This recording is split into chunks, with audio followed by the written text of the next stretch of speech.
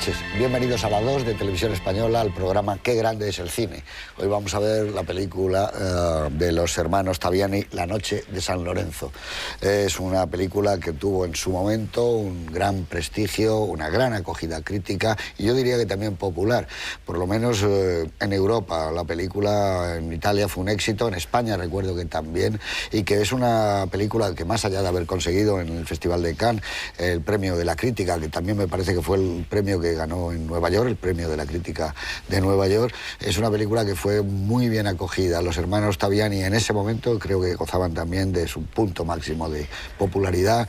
Una película como Padre Padrone había sido sin duda alguna su lanzamiento claro y definitivo, aunque ya habían hecho cine anteriormente, y después intentarían el asalto del cine americano, del cine a gran escala, de una gran producción como fue Goodbye Babilonia, donde sacaron aquellos herederos de la película de Griffith, de intolerancia, y una visión del cine espectacular, a la vez que desde el lado íntimo de cómo ellos lo sienten. Pero creo que La noche de San Lorenzo, según han pasado los años, es probablemente su película más sentida, más representativa, más personal, a la vez que curiosamente también la más objetiva. Creo que esa personalidad y esa mirada llena de piedad, llena de ternura, llena también, ¿por qué no?, de espanto, es quizá la película que este dúo de hermanos, que siguen la tradición de los grandes hermanos que ha habido en el cine, y que son muchos, naturalmente, empezando por los hermanos Lumière, creo que los hermanos también en esta película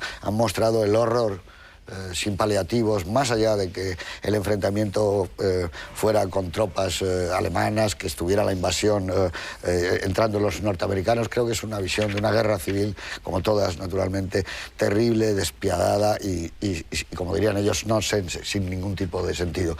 Es una película magníficamente filmada, con una gran, diría yo, apuesta por el cariño, por el amor, por la reivindicación de los valores realmente humanos. Creo que La noche de San Lorenzo, desde su arranque tan bonito, ya lo verán ustedes, con esa maqueta extraordinaria, mientras las estrellas fugaces van cayendo, hasta volver a ese final, ese flashback que recoge toda la película, es un ejemplo de un tipo de cine italiano que entronca directamente con ese de los cineastas que por lo menos a algunos de nosotros nos entusiasman, como era Rossellini, como era el sentido de la piedad que a veces tenían las primeras películas también de Federico Fellini, y creo que hay una magnífica interpretación a lo largo de la película de todos los actores, encabezados por Margarita Lozano, que hace un trabajo extraordinario, nuestra querida actriz española que se fue durante mucho tiempo a vivir a Italia, luego la recuperó en parte para el cine español Manuel Gutiérrez Aragón, y creo que Homero Toniutti también hace un trabajo realmente espléndido. Hay momentos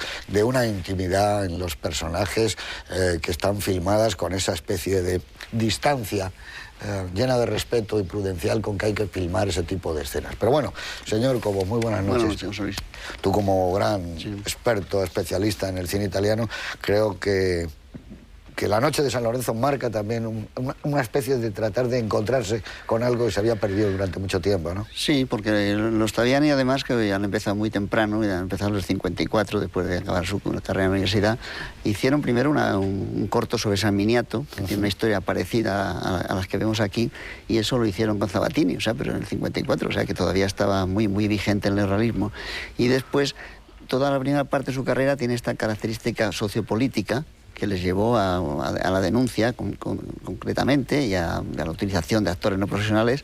Y, por ejemplo, la siguiente película, el documental siguiente, que es Italia no es un país pobre, lo hacen con Joris Ivens, el famoso documentalista holandés, que hizo la bien Tierra de España aquí durante la Guerra Civil. Y la tercera película ya, un hombre a quemar, es la historia de un sindicalista siciliano al cual acaban matando las mafias que se oponen a su labor política.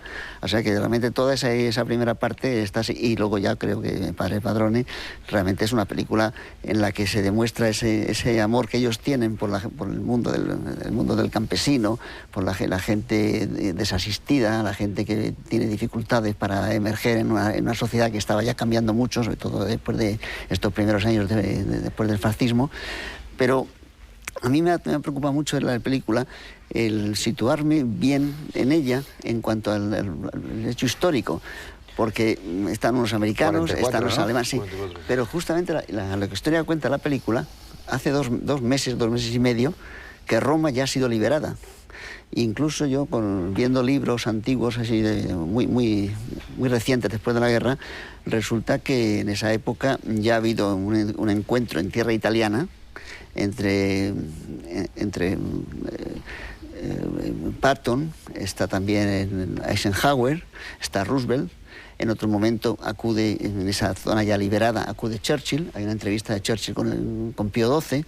Es decir, lo que la película no le da tiempo a contar o da por sabido es que están a 200 kilómetros menos de Roma, y que Roma ya está liberada, y que los italianos están haciendo, todos estos partigiani que salen en la película, están tratando de evitar que el ejército alemán escape por el norte, porque lo quieren retener. La orden que tiene de los aliados, sobre todo los americanos, de que los retengan para, claro, una zona bolsa. Entonces, en ese sentido, se sitúa mucho más fácil. Por eso hay algunos americanos sueltos todavía por allí, algunos alemanes que huyen. Hay una situación muy complicada, pero que está muy bien vista por ellos. Y todas las fotos que yo he visto, cantidad de fotos ahora en un papel muy malo, de ese que después de la guerra había un papel horroroso en todo esto, incluso en España, y las fotos eran, pero esas fotos de un boulevard lleno de partisanos colgados de las farolas, o de muertos en los combates, o de todo eso, está lleno de fotografías y de manifiestos. Es decir, hay unos manifiestos continuos de la política italiana que se está debatiendo entre si van a decantarse hacia la Rusia soviética, que era lo que representaba mucho los partigiani, o si Occidente iba a conseguir mantener a Italia dentro de su dominio, que eso es lo que está muy en el fondo. Toda la parte muy interesante, y bascula todo sobre la película. Lo que pasa es que los Taviani, trabajando para su propio país, no tienen que explicar todas esas cosas que a un espectador extranjero le pueden extrañar, y por eso me parece muy interesante la forma en que han reflejado todo ese mundo, con esa particularidad que tienen ellos de verlo todo a través de los ojos de una niña, que se ha pensado si la niña con 6 años podría recordar todo eso, pero de todas maneras al final hay una frase que dice: si no fue así, fue parecido. Entonces yo creo que la película tiene esa constante de ellos, de utilizar actores no profesionales, de utilizar el paisaje, aquí el paisaje de la Toscana, de mostrar una situación caótica y, como tú has dicho muy bien, de mostrar la desesperación ante la idiotez humana de matarse deliberadamente y sin ningún tipo de consideración unos a otros, para destruir al fin y al cabo un país que luego tuvo que ser reconstruido. Y ahí viene que Roosevelt, nada más llegar, lo primero que prometió fueron $100 millones para empezar a reconstruir Italia. Entre otras cosas, además, porque Roosevelt estaba próximo a unas elecciones y sabía que el elemento italiano en América era tan fuerte que esos votos los necesitaba. Brooklyn entero iba a votarse. Claro. Muchas gracias.